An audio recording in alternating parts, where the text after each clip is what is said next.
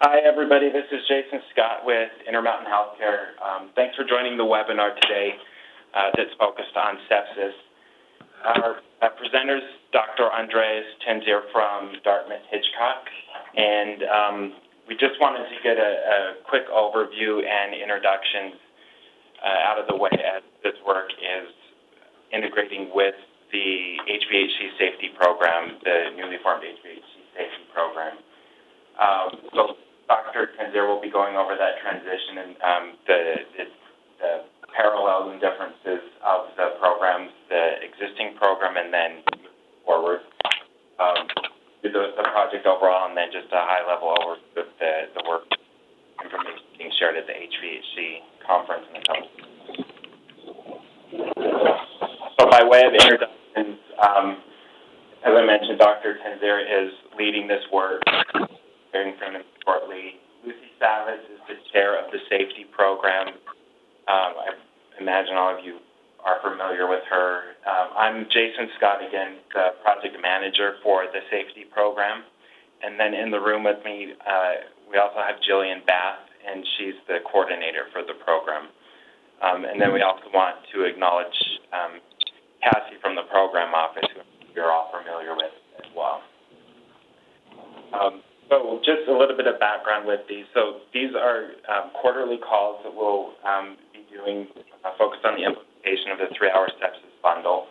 And they're going to be the result of, in response to the pulse checks that will be happening. And Dr. Taenzer will be going over those. They're just the 6-item queries that will be sent out on a quarterly basis. Those will be used to drive these overall topical webinars. So I think with that quick introduction, I'll go ahead and turn it over to Taenzer to go over the details.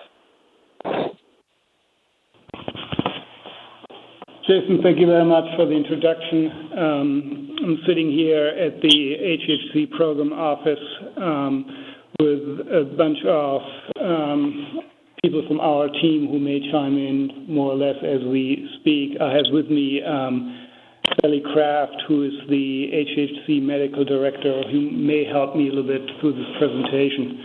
I've been a little bit ill, so my voice may give up along the way. If you can't understand me, please speak up or let me know. So I thought we would start with looking at where this current work of the safety sepsis team falls into what we have done over the last 3 years. And a subgroup of people who are on this call have been members of the CMI Sepsis Project that started in 2012, and after review of the literature and some evidence, started to collect data of patients in spring of 2013 and has been collecting data up until now. The official end of the CMMI award was on June 30th of this year, and this project actually we will ask you all to collect data starting on January 1st of 2016. But I just would like to say here that we want to encourage all members that have been collecting data for the CMMI project to continue to collect that data so we don't have this gap over these 6 months and submit the data as they have been through the end of the year. In January 1st, we will start with the data collection. I will go into some detail, but that to a large degree is a continuation of the data that we've collected so far. There are a couple of differences that I will point out as we go. Jason, if you can forward to the next slide, please. This is the overview on where this safety sepsis team falls into, and I'm not going to go through the entire slide, but it falls under the discovery and dissemination part of the HVHC work that's headed by Lucy. And you see sepsis sepsis listed as one of the safety programs. There likely will be more and others than sepsis.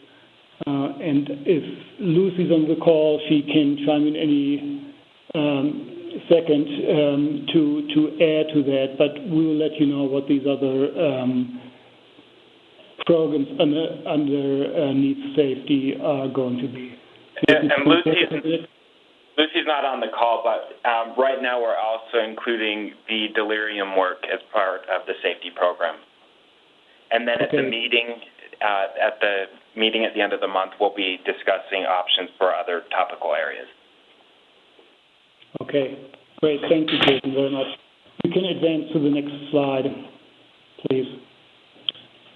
So for current CMMI sepsis members, the work that we have done and the data that we have collected is being continued. And the data collection for the full level participation includes the exact same variables that we have collected all along, with the addition of a couple of data elements that we have had in the unified spec and that we have noticed would be very advantageous to have in this data collection.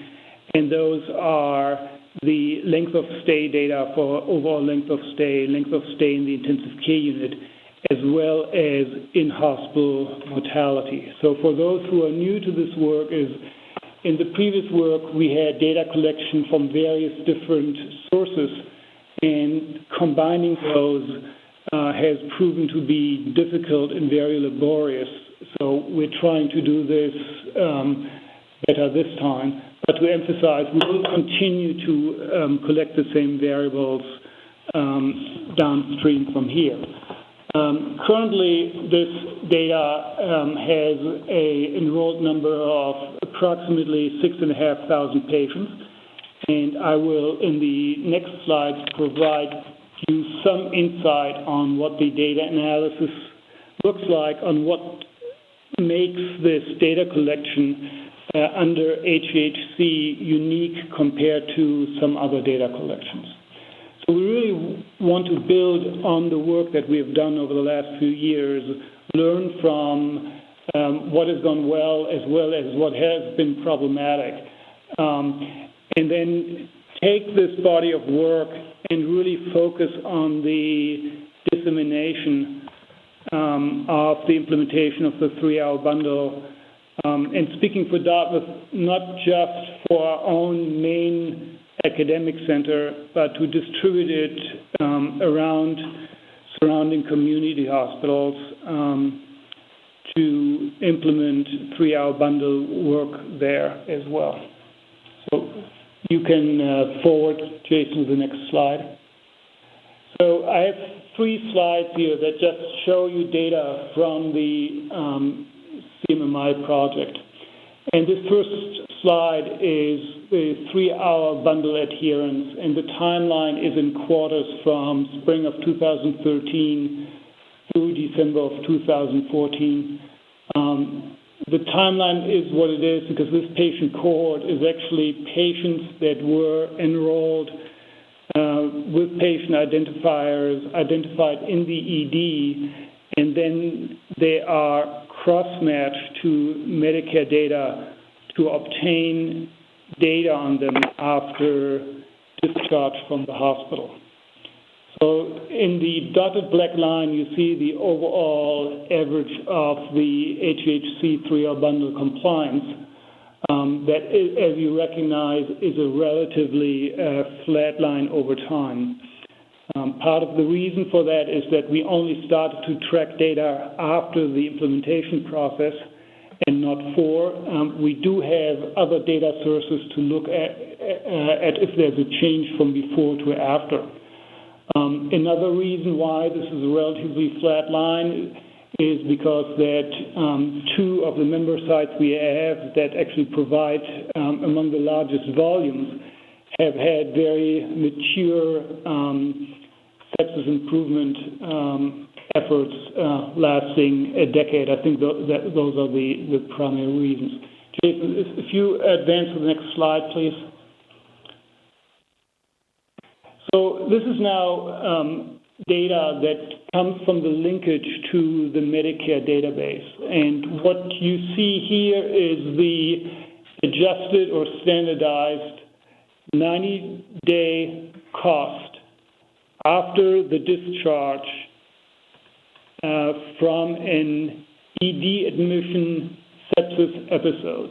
So this is not in-hospital cost. This is only after the patient has gone home for 90 days. And the dotted black line, again, is the HVHC average, where you see overall a mild decrease over time with some expected seasonal fluctuation. And by the way, if you have any questions to this, you're welcome to use the chat function that you see down there in the right lower window, or just to speak up and ask questions. Jason, if you go to the next slide, please. This is the same data. It is not adjusted yet for mortality. Again, this is not episode mortality. It is not in-hospital mortality. This is the 90-day mortality after discharge after an ED sepsis episode. We'll need to see what it looks like adjusted, but this looks somewhat encouraging that it has gone down over time, over the course of this project. Again, these slides are just to give you an idea on what kind of data you can expect to come towards you by being member of the collaborative and part of this safety sepsis team. Jason, if you advance to the next slide, please. All right, so we thought we'd divide this part up into the two main parts that are part of this project. And the first one is really to design a collaborative way and conceptual framework for the dissemination. And the second part is then going to apply this model to sepsis care. And we divided up by, I'm going to ask Sally Kraft to speak to the first part, and then I'll come back to you and talk about what this actually entails for you as individual sites. Great. Thank you, Andreas. And it's really heroic that Andreas is doing this, given how sick he is. So really appreciate it, Andreas. At HVHC, we have had the experience over the last couple of years of having a number of projects that have gone through phases where we've looked at the data, we've identified variation, and then we've been able to identify best practices, pilot those best practices, and have an effect on quality and cost. What we haven't done yet to date is to take that learning and then disseminate it widely across HVHC. So once we've got a best care model identified, it's been piloted by a number of institutions and systems, how do we spread that rapidly across all of our members? If you could go to the next slide, please.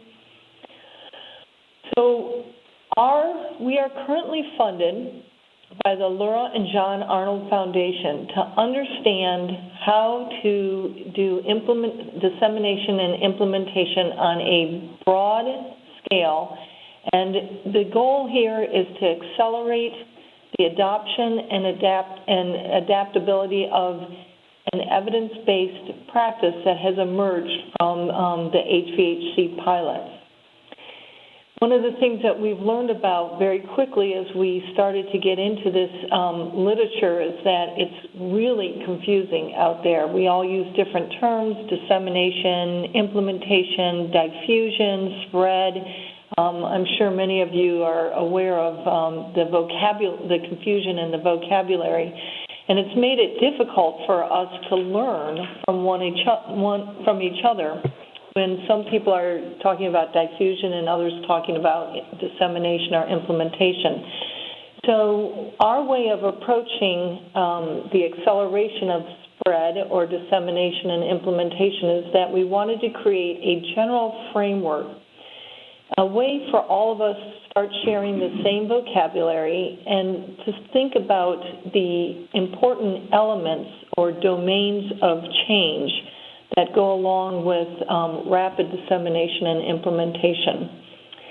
What you see before you is a pictorial representation of this framework with the 4 areas, which I'll call the domains of dissemination and implementation: leadership and culture, processes and roles, tools and technology, and knowledge and learning. And we have learned from our own experience as well as from the literature that we really need to address all of those areas simultaneously in order to create an effective model of dissemination and implementation. So that's what's being created.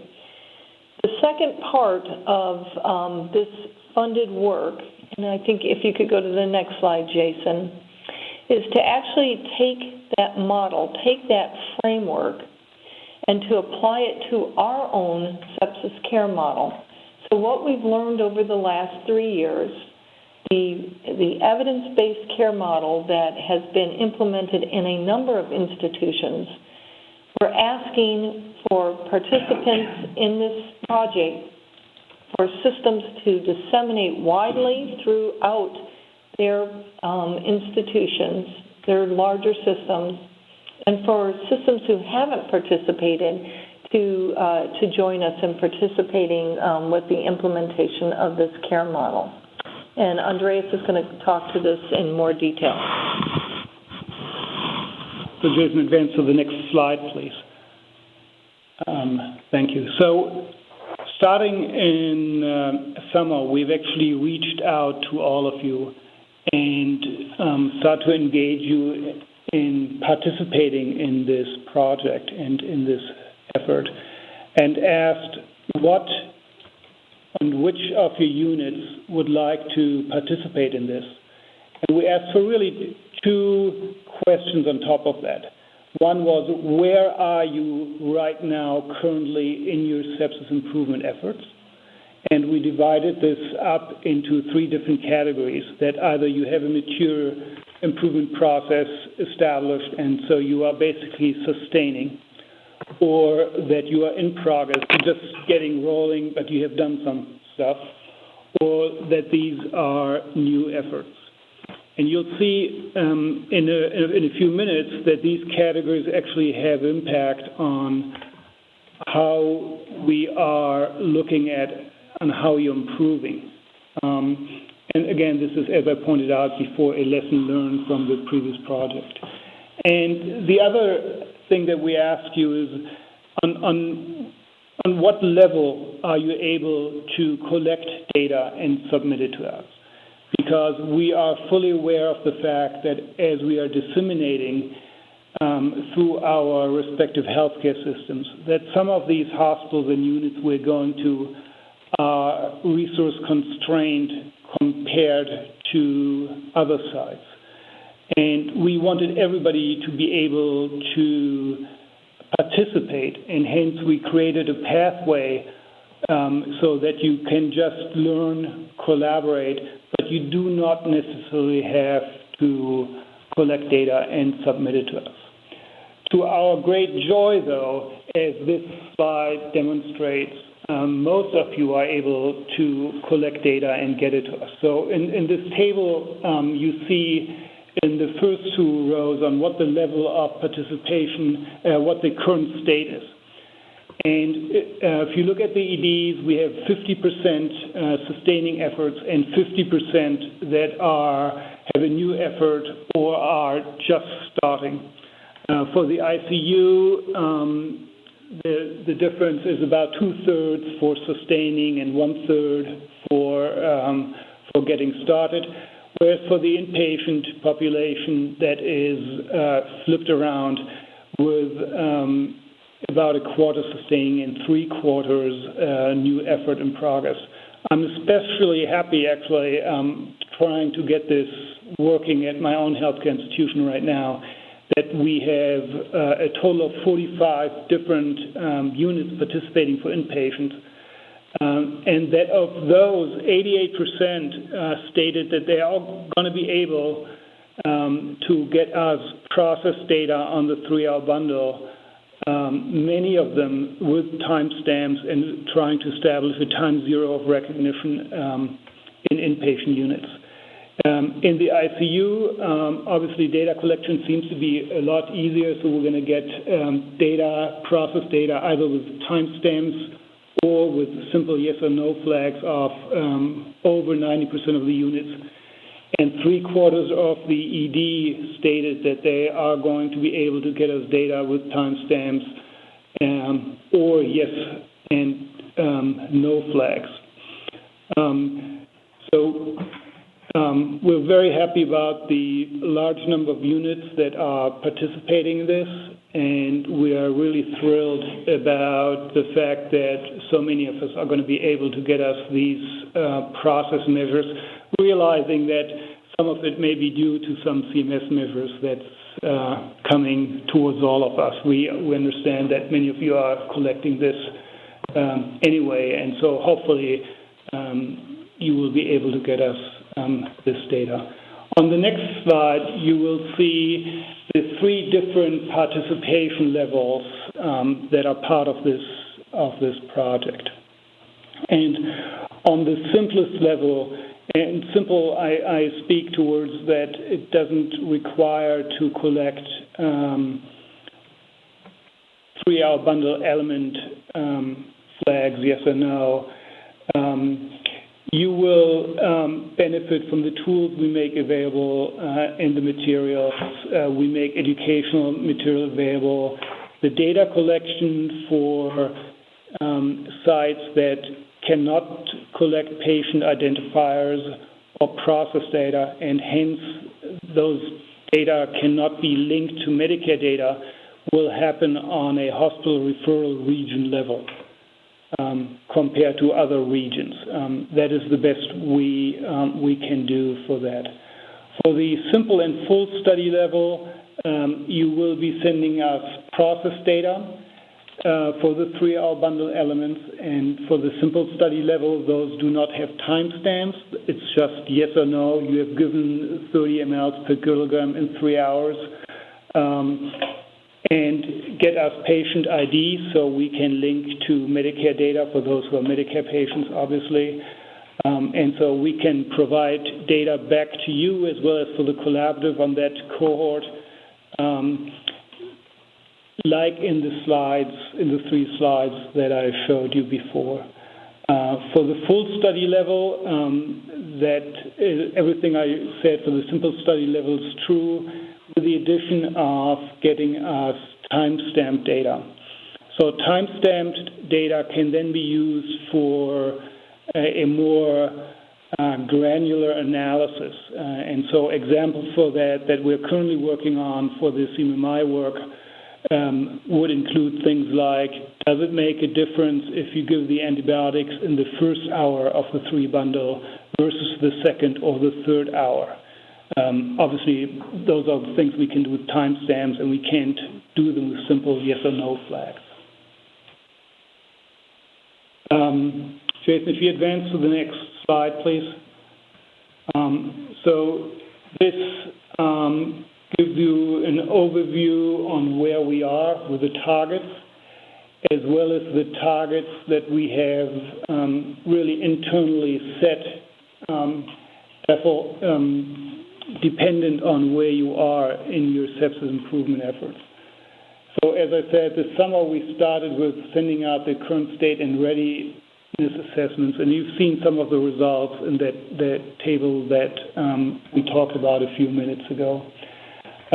We've gotten a lot of material back from you regarding some readiness steps, and we'll expand on that a little bit. And there are some slides that I'm not going to actually talk through, but that are part of this slide deck that we distributed to you that demonstrates some reporting needs and the completion dates that go along with them. So in the first quarter of 2016, we really want you and all of us to get started with the dissemination, the implementation, and the data collection. And recognizing that sustaining itself is a hard enough effort as it is, the target for the sustaining sites who are matured is just to sustain that bundle adherence and performance as it is. We will measure it and we'll get it back to you, but the goal is just sustaining. For those sites who have started but not are really in full swing yet, we set a goal internally of a 5% increase in relative bundle adherence. So these numbers are actually relative to where you are right now and not absolute changes. And for those who are just getting started, we want to see a 10% increase in bundle adherence and relative to that in some outcome data as well. Now, we have learned from the previous project that tracking data only from the time when after the improvement effort may miss some of the achievements that we are hoping to make. And so we are asking you to use that sepsis data specification that we have developed and that actually was the content of a data analyst call earlier this week on Monday to obtain baseline data for 2015 so we can actually look at a change over time with a baseline.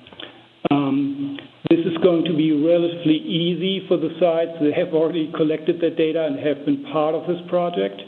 For other sites, it may be harder, and we realize that there are individual sites that don't have electronic medical records for whom this is going to be very difficult or next to impossible.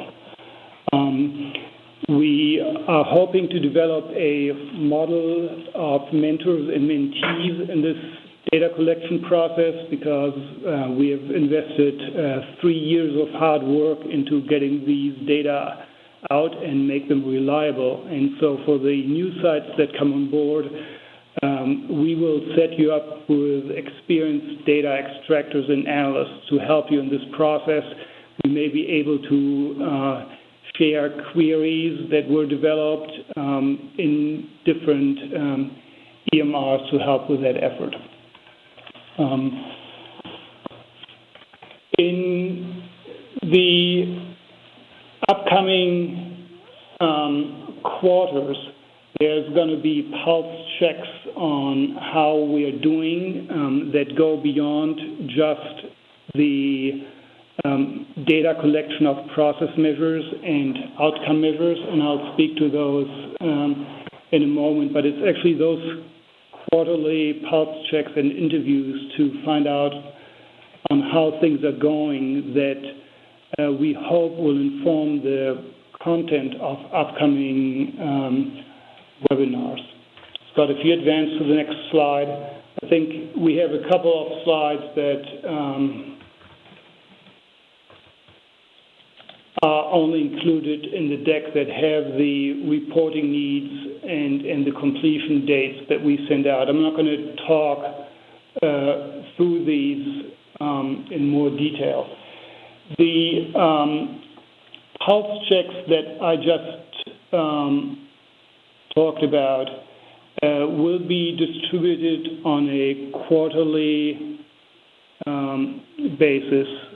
They mostly will consist of a few simple questions that are going to be done primarily by the means of phone interviews and go to the respective unit managers of the participating units, so we don't belabor you with surveys that nobody responds and answers.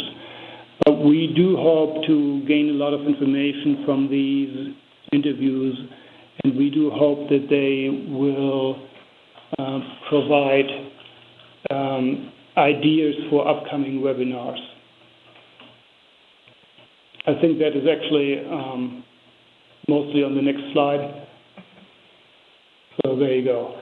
So I just talked to these pulse checks on how we're going to do them. So I rushed a little bit on the content front here. But this is the purpose of these pulse checks. And the first pulse check will happen administrated through the program office in the beginning of November, just to get a baseline idea on where we all think we are in this effort. On the next slide, Jason, you see the same slide that Sally so eloquently talked to a few minutes ago. But from my side, it's really a plea to you to make available to us whatever you have for tools, for resources, for educational material, for quizzes, for your CME-accredited educational efforts to us, and send them to us.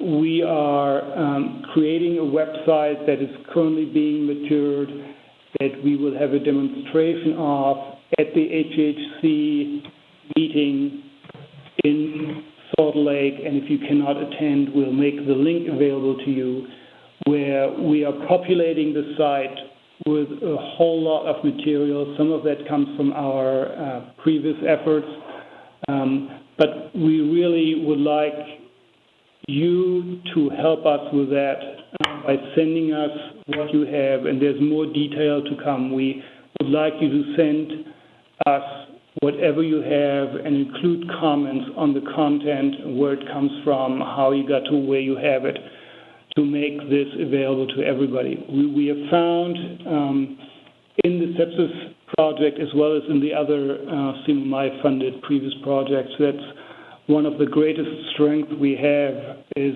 this collaboration, the exchange of the ideas, and we hope to continue down that road and make it even stronger. So examples for that would also include inpatient detection tools. We had some sites previously present on the positive and negative predictive values of these tools. Those are things that are not easily to come by if you just do a Google search. And by having it done by trusted members of our collaborative, I think it carries a lot of weight. Jason, I think the next slide is almost the next to last we have that what we wanted to bring across. I just started to talk about the conference in Salt Lake City.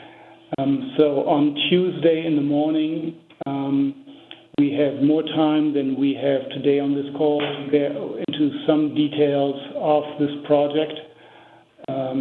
We'll demonstrate the website for you. We have more information available. We hope for a very energetic exchange of ideas. We'll demonstrate in more detail the evaluation plan and talk about the site visits that we are going to have, as well as discuss, as Jason said initially, what other safety program topics besides sepsis and delirium you would like us as a collaborative to engage in. On the next slide are the times and dates for these quarterly webinars. Looks as if that's going to be the second Wednesday in each quarter at 3 o'clock Eastern Time, and some more information. And I think this is what we had planned for a very brief overview of the sepsis safety team. And with that, I think I would like to open it to comments or questions.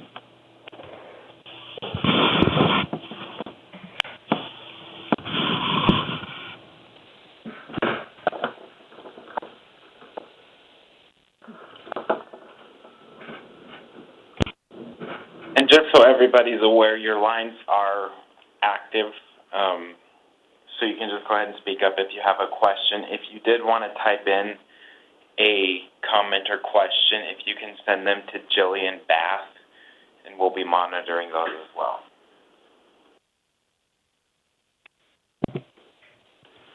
Jason, there's a question in the chat box from Matt. He's curious if the rationale for the 5 and 10% as to what the rationale was for the 5 and 10% increase in adherence targets, other than being the number of fingers on a human hand. Those are not my words. That was it. Thanks, Matt, for the, yeah. Excellent. Well, Andres, could you speak to that? Yeah, I'm a little bit baffled that Matt looked right through me and figured out the human hand thing. And, well, as you know, it is very difficult to set these targets, and they are by nature arbitrary. I just want to point out that the 10% increase is a relative increase beyond your baseline, so we wanted to make it something that is achievable, so that the team can be proud of what they have accomplished. And so just to give you an example, if your current baseline, I'll be very frank and talk about Dartmouth data because I know our data well. So our baseline 3-hour bundle compliance was 6%, right? And so a 10% increase relative over 6% gives you a relatively easily achievable goal of 6.6%. So not really what you as a leader in the healthcare system would set as a target to get people going. But for us, we know that you're going to work hard. We'll give you the tools to do that and everything around it, and it makes it achievable. Internally, when we found out there was 6%, the chairman of our healthcare system actually said, I want to see this number to be above 30% 12 weeks after you start, which is a lofty goal given the fact that the literature of the Surviving Sepsis campaign, for example, in their studies, had compliance rates of about 25 to 30% in randomized controlled trials, while people knew that they were being watched on how they do.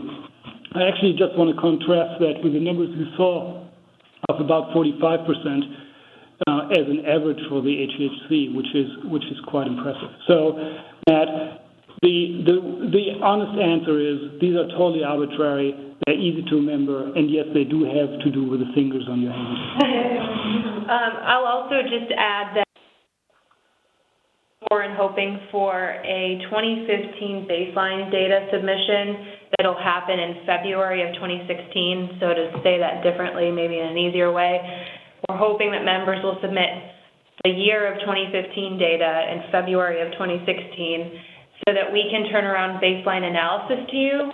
And then if you desire to do so, you can set more aggressive targets in March, which is a little late because we're asking for launch in January, but still allows you to set those targets. Yeah, Kathy is exactly right. So the idea was to set something that is achievable and absolutely doable without really knowing what your respective baselines are. And as she pointed out, we will ask you what your actual internal targets are going to be. That is going to be part of one of our upcoming pulse checks. Does that help in any way, Matt? It does. Thank you very much. And believe me, I know that. I asked that question knowing full well my own limitations on these kinds of things. So, point well taken. All right. Excellent. Looks like we have another question from Robert Ogden. He's asking how the implementation of the CMS Sepsis 1 bundle comes into play with this project. Yeah, I think that's a great question, something we obviously have thought about for a fair bit. So the way we designed the data collection is that it more or less parallels what CMS is asking all of us to collect. There are some small differences. So going back to what I just said is, we are aware that you will have to collect this data if you want to get paid for your sepsis interventions. And we wanted to make sure that this is not a total duplication of efforts in terms of that there are two competing data sets that have elements that are not the same. So we did pay a fair bit of attention. It actually turns out that during the CMMI project, we adopted based on the evolving evidence what we're collecting for data, and that what CMS is now asking us for is almost identical to what we have collected all along. There are a couple of differences, is that we dropped the 6-hour bundle as described by the Surviving Sepsis campaign, and relabeled it to be a shock bundle and collected data on the use of vasopressor use and a second lactate after if patients were in shock after a fluid bolus, and that is something that CMS is asking for as well. We have not made this part of this data collection to simplify it and really put the emphasis all on the 3-hour bundle. CMS is asking if you remain in shock for a exam or for the collection of CVP, SpVO2. We are not asking for that data, realizing that it may be difficult for a lot of sites to collect, especially the physical exam piece of it. There's one data element that we're asking you for that we know is relatively difficult to collect, and that CMS is not asking for. CMS is only asking for you if you have ordered fluids, which we actually think is falling short of the actual goal. And as Brent James so eloquently describes, is only collect data if it's actually meaningful and achieves a change at the same time. And so we're actually asking you for the time that you have 30 mL per kilogram in the patient for that timestamp. And if you can't give us timestamps, we actually ask you if you actually delivered that fluid bolus versus just if you have ordered it or not. But overall, it's really the same data elements, specified the same way, including the same ICD diagnosis codes. Does that help or answer at least part of your question?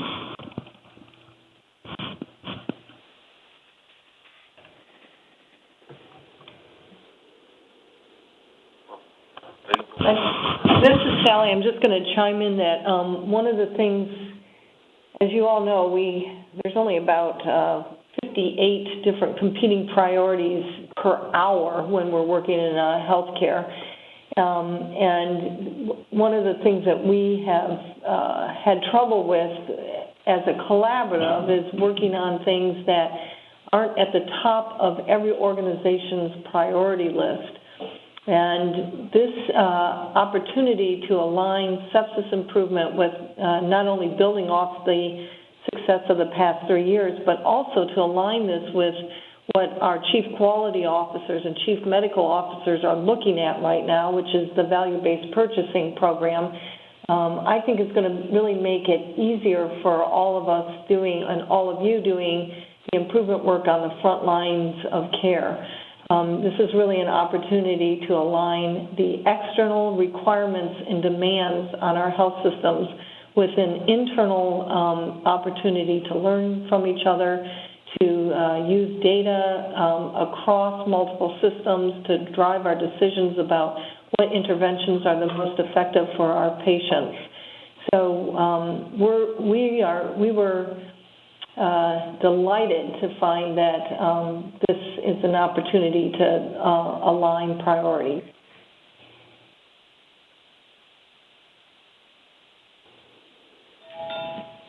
Great. Thanks, Sally. Is there any other questions? It doesn't look like we have any in the chat box, but we'll see if there's anybody on the phone with a question.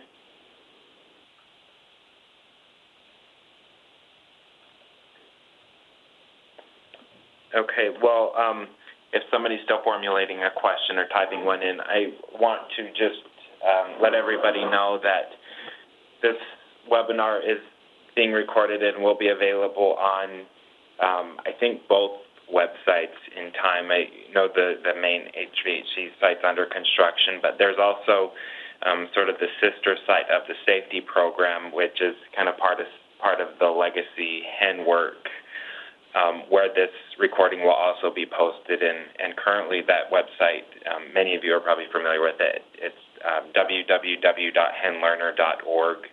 We will also be updating that URL to be more in line with HVHC, and we'll be making a big unveil of the revamped safety website as well. But for those that weren't able to participate, if you can let those in your organization know that it will be recorded and available for viewing later.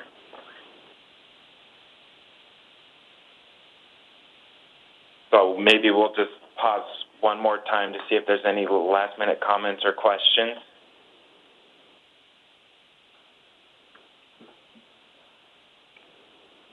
All right. Any final thoughts from the program office, folks?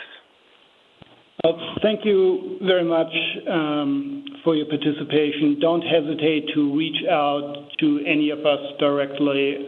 We have our emails in these slides. Often things come up after you hang up or you come off the conference call. We are all very much looking forward to working with you on all this, and we are hoping that we are able to learn from each other and do good for our patients. So thank you all very much. Wonderful. Thanks, Dr. Taenzer. All right, so it looks like we're ending a couple minutes early. So thanks again, everybody, and hope to see a lot of you at the conference in a couple of weeks.